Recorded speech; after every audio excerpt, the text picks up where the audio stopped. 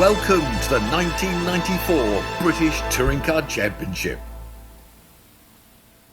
Right then, hello and welcome back to GTR 2 as we get ready for rounds 10 and 11 of the 1994 British Touring Car Championship from this classic Grand Prix circuit at Brands Hatch. Now, the championship has sort of stalled a little bit during the mid-season, but there is very good reason for that. You know, I do want to take my time on this championship and to get things pretty much perfect, so to speak. I have been negotiating with a lot of guests and a lot of commentators in hoping to get more guests into the series, and hopefully I will do a good job. I will let you be the judge. Anyway, enough rambling on, enough stalling. I will throw it back up to the comms box with Josh as we get ready for the grid walk for round 10.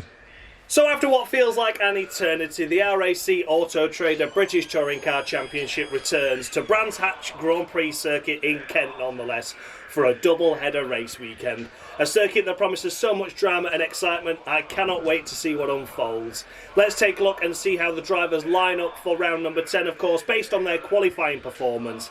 And it's an all Alfa Romeo front row lockout. And we've been saying that plenty this season. It's Gabriele Tarquini ahead of his teammate Gianpiero Simone.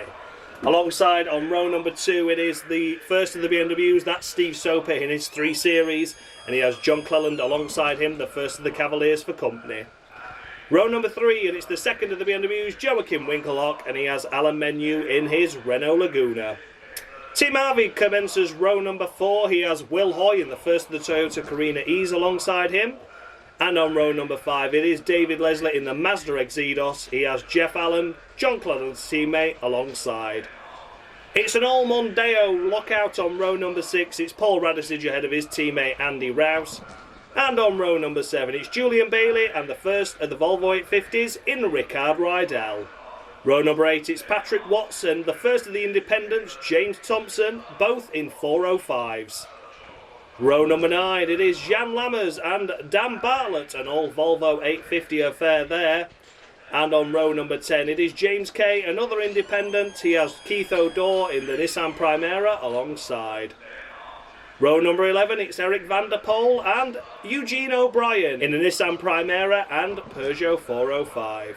Row number 12, the last of the Primeras in Tiffany Dell, Nigel Smith alongside him in his Privateer Cavalier.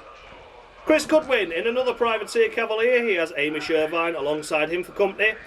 And lining up on the back row of the grid, row number 14, it is Ian Khan in his Vauxhall Cavalier.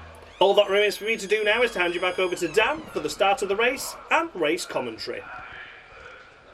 Lovely job. Thank you very much, Josh, as always, for the grid walk. It is very, very good to be back for rounds 10 and 11 after an elongated summer break. The reason for the break is that I've been asking around for potential guests for the series, for the point standings and race results and this, that and the other. And it takes a lot of time to negotiate with them and to ask them if they're willing to do it. And of course, with their time constraints or possibly contractual obligations, sometimes it's, you know, it can't happen, but I am trying my best. I want to make this series the best of the lot of them so far, so that is why I am, you know, taking my sweet time on it. I don't want to rush this series. I want to make sure that it's perfect.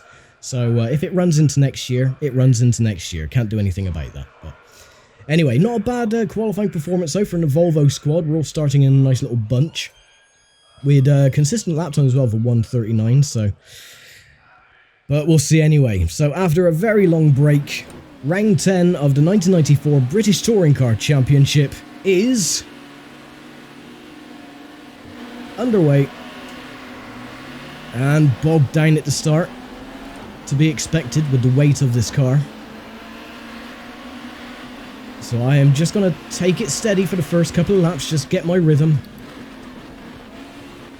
Everyone is trying to jostle for a position, so I'm going to hopefully gain 1 or 2 spots. Oh, excuse me. Patrick Watts, as always, my arch nemesis for this championship.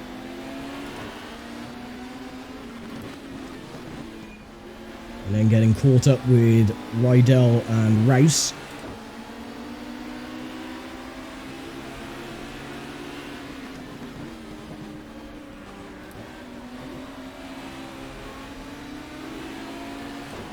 And there we go, up into 13th, which isn't bad from the position that we were in. So I'm happy with that. Now Rydell's going to try it on the inside. I'll give him the room. Come on, hurry up and get past, for goodness sake. Instead of thinking about it, wondering what you're having for tea, just get on with the bloody maneuver and get past. Right, so what my goal is then is to follow Rydell, follow his lines, and hopefully we can get some points. In theory.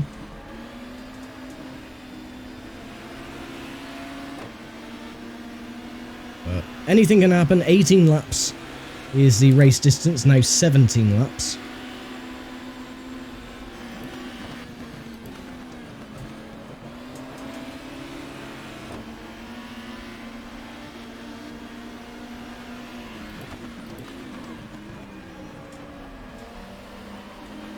And again, there's a bug which was present when I was doing 1993, and that they would go wide, the AI would go wide going through druids, on the exit of druids. And that bug has never been fixed. As you can see, it's still very, very much there.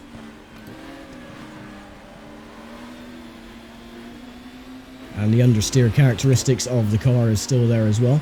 There's a few little frame rate issues similar to what we had at Alton Park. Nothing to do with the system or anything, it's just down to the track and how the track is optimized, or rather isn't optimized for this game.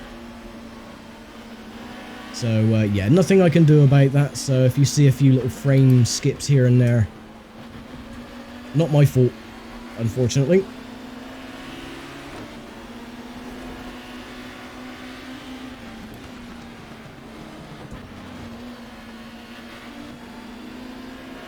Right, well, Rydell is making inroads and has already got past Andy Rouse.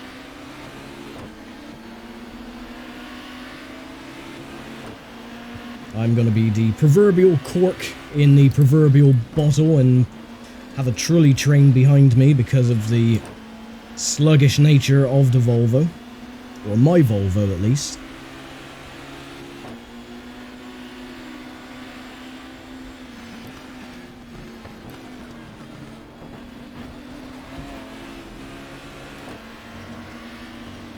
As you can tell, going up towards druids in the car is just like, no, I cannot do this.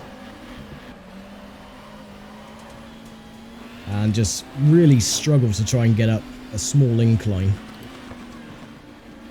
Well, I say small incline, the dip going through Paddock Hill Bend is a lot steeper than it looks on TV cameras, I'll tell you that much. When I went to Brands Hatch in 2018, and we walked around Paddock Hill Bend, and my word, it is incredibly steep. It is rather surprising.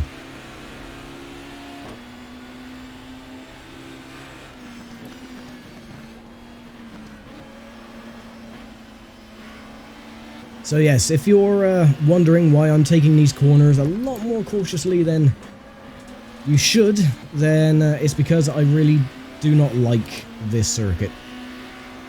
The Indy layout is absolutely fine, it's just the Grand Prix layout, I cannot ever get a rhythm with it. A few people are like that, they can't get a rhythm with certain tracks. Brands Hatch Grand Prix seems to be my kryptonite on that respect. I just cannot get a rhythm to it, I just cannot get some confidence with the circuit. So that's why I lag, I brake early, and this, that and t'other. But not doing too bad at the moment, still in 14th place. Rouse has got past Rydell for 12th.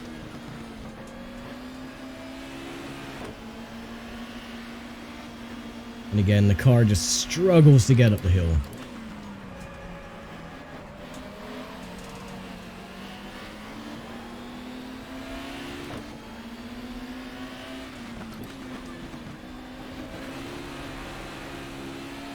So if I finish in 14th, I'll be really happy with that.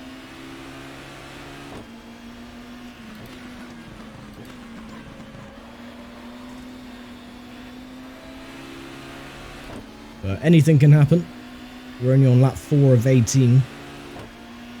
So, don't count your chickens just yet. However, if we were to finish in 14th, that'll set us up rather well for race 2 tomorrow.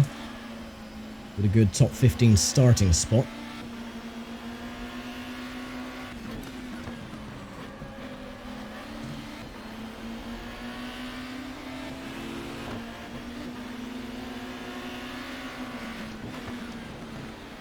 Yeah, good old Patrick Watts. He remembers what happened last time at Donington when I spun him out, so it looks like he is after revenge. He keeps going up like chuff, but so far I've been able to hold him off.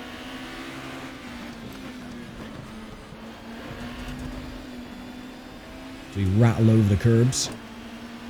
Losing touch now with Rickard Rydell. He's now 7 seconds up the road, which is a shame.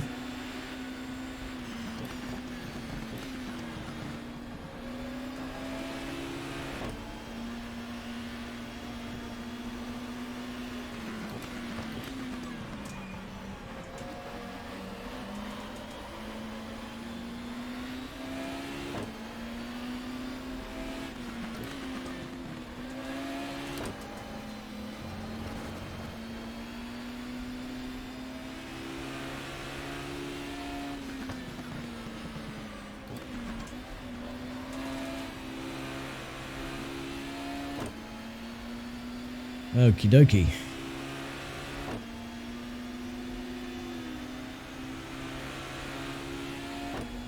I pulled a little gap on Watts, at least, to 1.9 seconds, so that's one thing.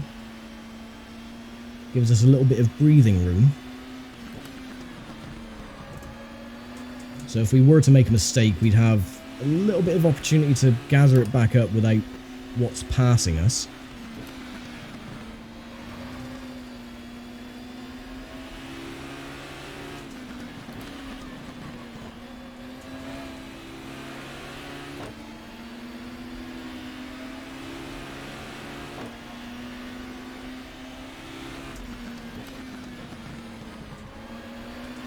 Oh, and we have a massive accident. That is Simone.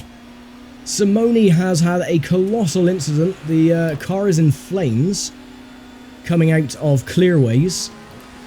So we're going to have a look at a replay, but it looks like his engine possibly let go, finishing the end of the lap, and unfortunately it looks like my teammate was also involved. So we're going to have a look at the replay with that. But our first retirement then, Gianpiero Simone is out of the race in dramatic fashion as we start lap 6.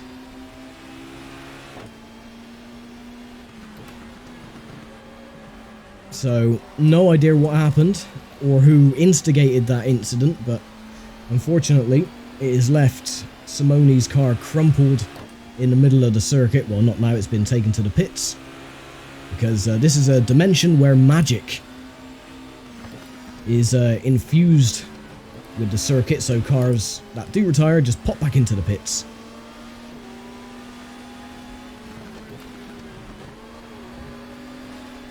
So yeah, we'll have a look at that. Of course, I won't be able to know for sure what happened until after the race when I look at the replay.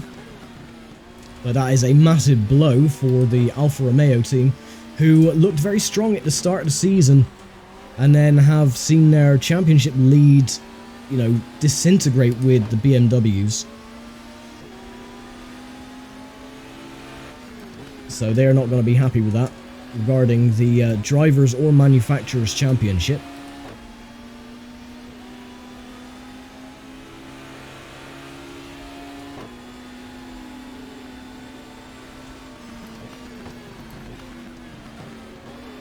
And I think we did get away lucky with that. That only the one retirement so far of Simone. Fastest lap goes to Joachim Winkelhock in the BMW.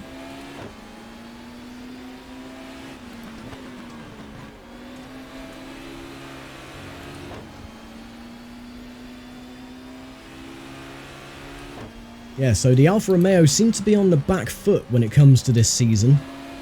Of course, in real life, Alfa Romeo dominated 1994, but in this fictional take of the series, BMW seem to be having the upper edge when it comes to car performance.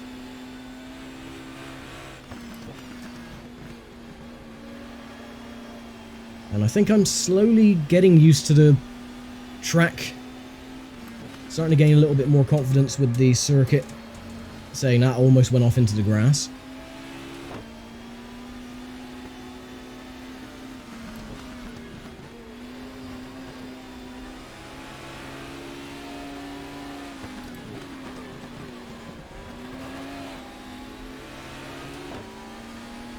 So where are my teammates at the moment then? Rickard Rydell is still 13th, and Jan Lammers is 17th. So we're all still in the top 20, which is good. I am 11th currently. That is... we are in the points. Again, I keep forgetting that the points go down to 15th. Right, if you're going to go past. Instead of pussyfooting around. Alright, I'm just going to take you back at going around Druids then. Sod you, Mr. Race.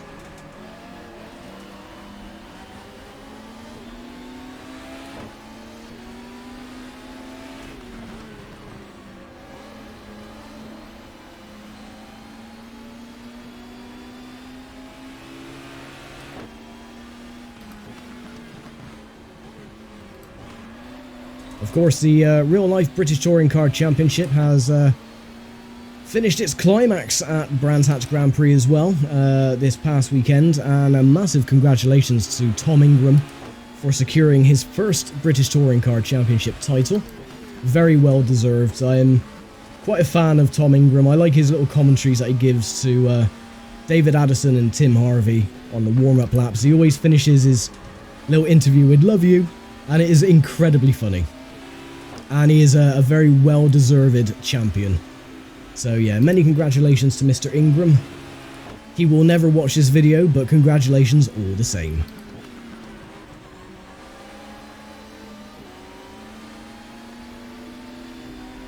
Oh, teammate is coming back.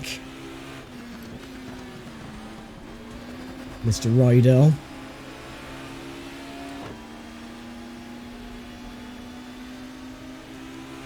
Starting at lap 9 of 18, so we have 10 laps to go.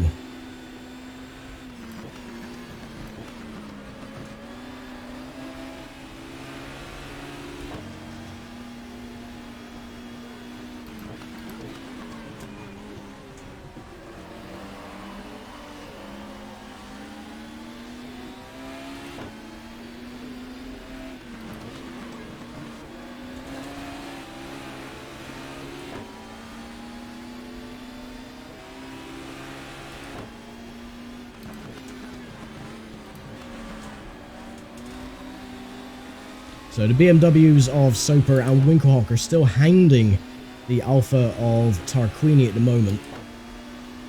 Tarquini only has, well, just under a second lead from Soper, so I don't think Tarquini will be winning this one unless he really puts his elbows out. I can't see it happening somehow. I think the BMWs will be dominating this championship.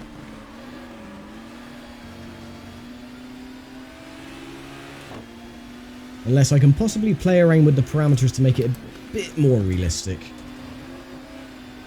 Or just leave it as it is, because it is a fictional take on the championship anyway, so yeah, I might as well just leave the cards as they lie, I suppose.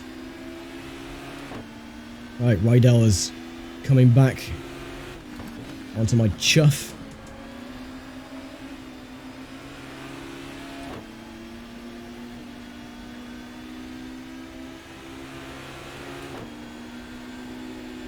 Begin another lap. 9 laps to go. Now, if anyone is just joining this series up to this point, and wondering, why is your Volvo so incredibly slow?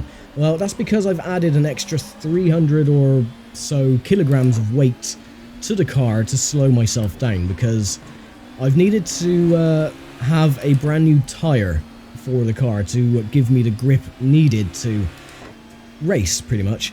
And that made me 3 seconds faster than anybody else on the circuit, including the Alfa Romeos. So I've added, I can't remember if it's 300 or 600 kilograms of weight to the car just to slow me down, so that I'm more mid-pack, to make it more realistic, because the Volvo estates were very mid-pack. They didn't really perform that well. And yeah, it's worked wonders so far. I've only got 17 points in the championship so far, so that's not too bad. BMW seem to be gaining traction with each round. The Alfa Romeos are struggling a little bit, especially this round with Simone retiring a few laps ago. So yeah, this championship is going pretty well, I do say so myself.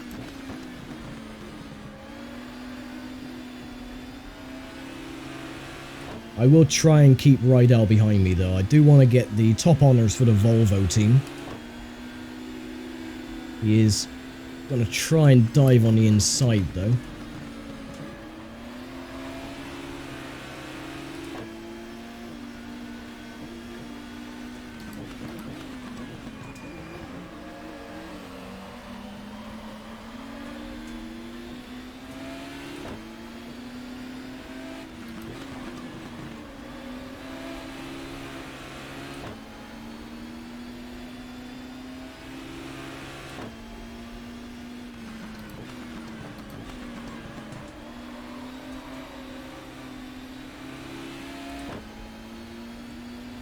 My fastest lap so far has been a 140.5. I think my qualifying lap was a 139.8. So just under a second off the qualifying pace, but then we do have more fuel. I did have a lot less fuel in the tank when I was doing my qualifying run, and off the grass please.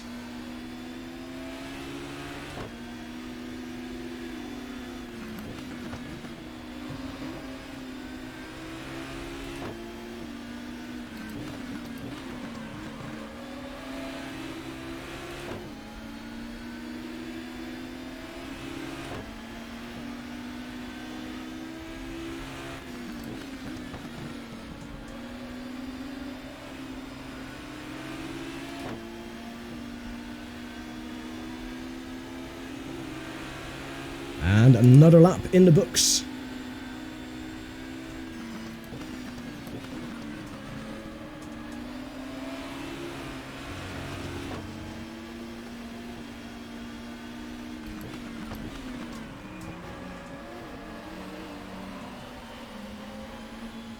I keep thinking there's a marshal with a yellow flag waving as we come out towards Druids.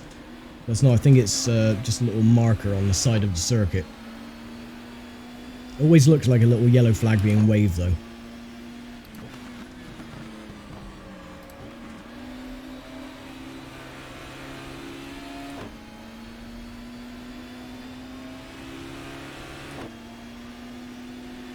I pulled a little gap onto Rydell. 1.6 seconds.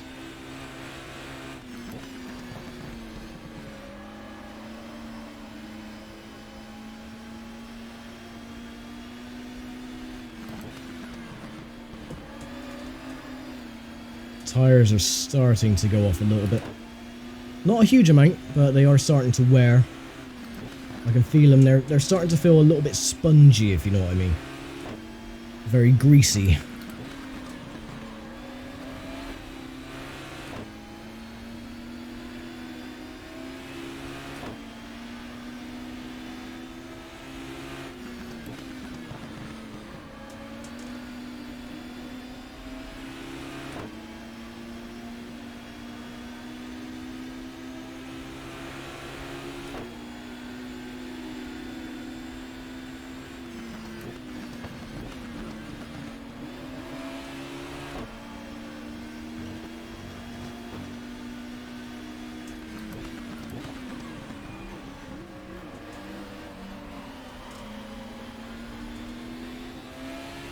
Seem to be gaining back on Andy Rice a little bit, so not unless his tyres are going off as well. Or he might have made a mistake. I'm not sure.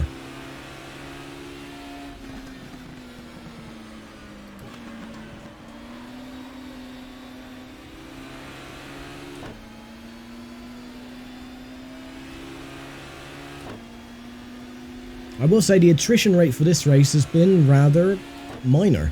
Besides the incident with Simone, everyone has been well behaved.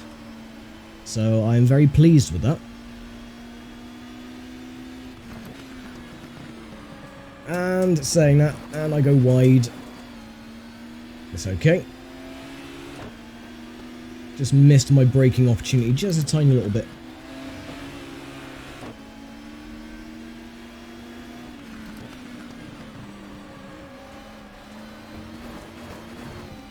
Yeah, you can see that the car's starting to understeer going into corners, so the tyres are definitely starting to wane.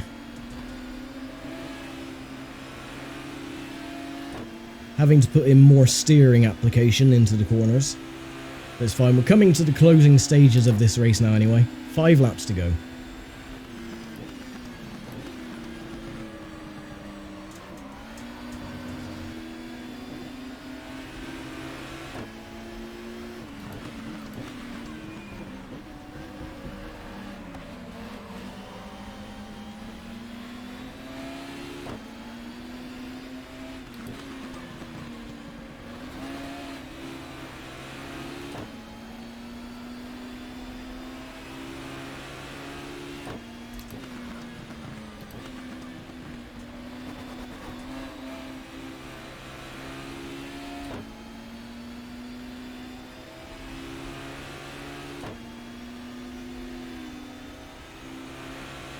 So Tarquini still leads away from Soper and Winkelhock.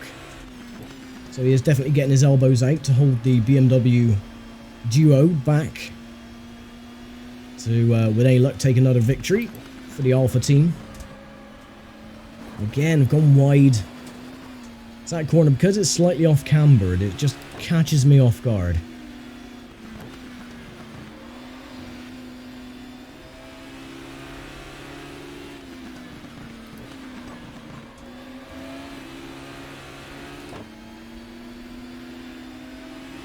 And I need to try and concentrate a little bit better than I am.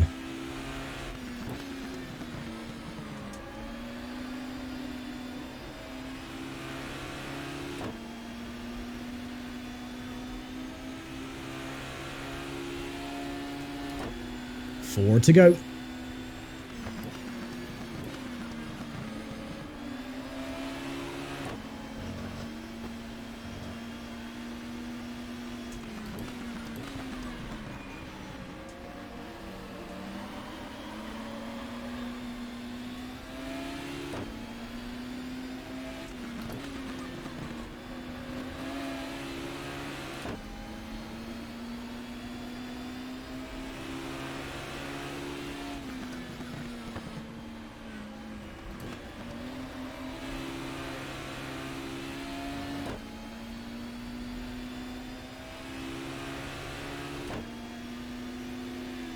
That frame lag or frame skip is really beginning to bug me. I can see it now and again. It's just like a little blip here and there. But it's really beginning to get on my nerves.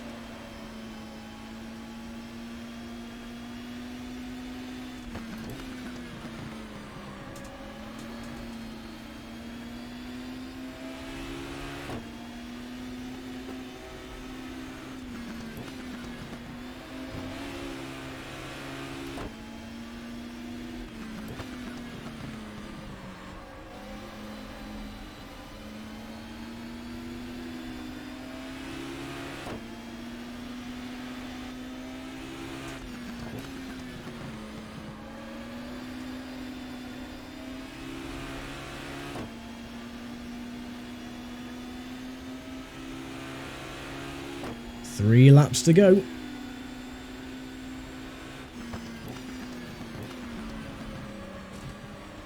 Oh, no, come on. Block the Volvo.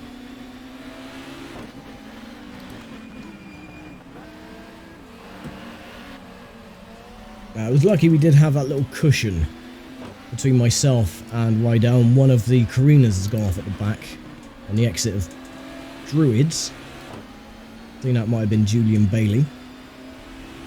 So yeah, it was lucky we had that little cushion. That was purely the tyres going then. Under braking, sort of locked the front end a little bit, or locked the rear. I didn't have any stability, so it just caused the car to understeer off.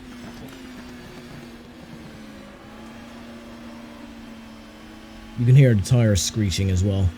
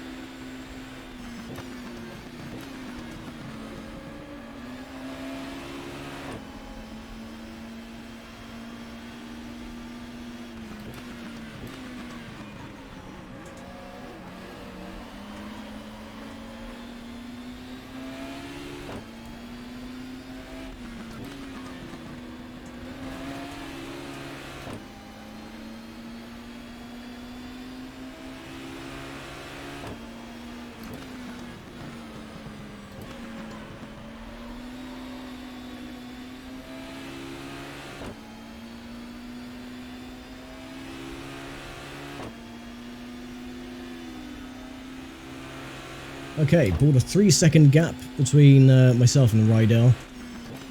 That should be plenty for the end of the race if I don't make any more mistakes. And there's 11 seconds between myself and Andy Race, and we're not going to catch that up. Not by any stretch. I've only got one more lap to go after this one. Rather uneventful race.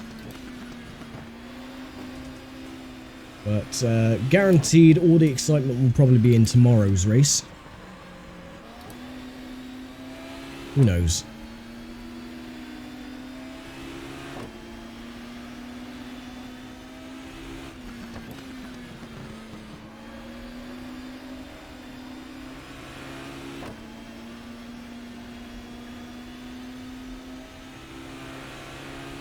And there we go then, last lap.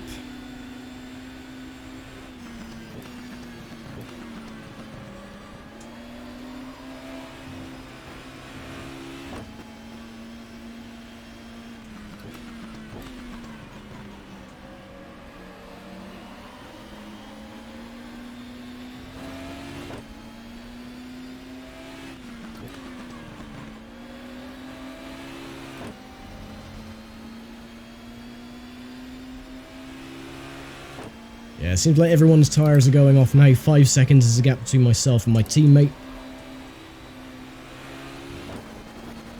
A little bit wide, it's fine. Oh, Patrick Watts has got past Rydell.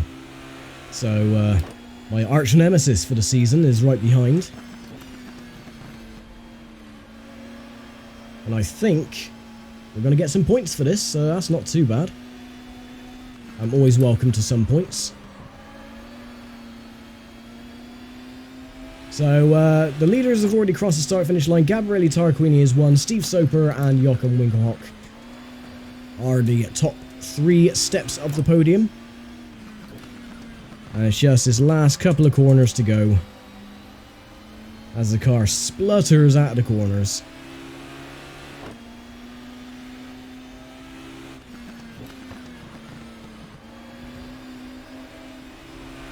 And we finish in 12th place, which isn't too bad at all. I will take a 12th place. Yeah, dead happy with that. So, yeah, there we go. That is round 10 completed. So, our guest this week then started commentating on Radio Le Mans back in 1989 and really hasn't looked back since. He is very well known in the endurance race scene and has been commentating on races all across the globe, from Le Mans, from Sebring in America, from Bathurst in Australia, and is very well known for his Sunderland accent. So I'm very pleased and honoured to introduce, from the Haggerty Global broadcast booth, is none other than John Hindhaugh.